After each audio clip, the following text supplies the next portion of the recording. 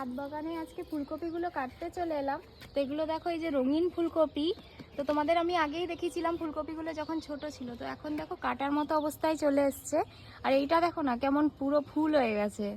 তো চলো এখন ফুলকপিগুলো কেটে নিই। এই ফুলকপিগুলো দেখবে এখন কিন্তু বাজারেও বিক্রি হয়, এগুলো কিন্তু খাওয়া যায়। এগুলো ভাজা করে খেলে বেশি ভালো লাগে খেতে, অনেকটা ব্রকলির মতো খেতে হয়।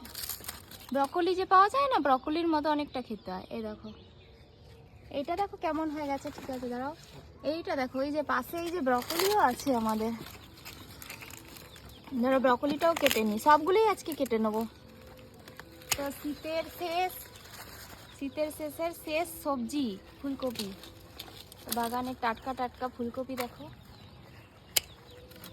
খেতেও দারুণ লাগে। বাগানের তো মানে পুরো অর্গানিক। ছাদ বাগান থেকে এতগুলো ফুলকপি পারলাম। তো আমি সবগুলো এখনো হাতে ধরিনি, আরো দুটো ওখানে রাখা আছে। তো দেখো এই যে এখানে আমার হাতে দেখো 6টা আছে। এই দেখো, এগুলো হচ্ছে বেগুনি, হলুদ, আর এই যে একটা ব্রকলিও আছে দেখো।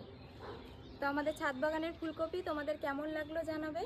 তো চলো আজকের মতো ভিডিওটা এখানেই শেষ করলাম। তো টাটা।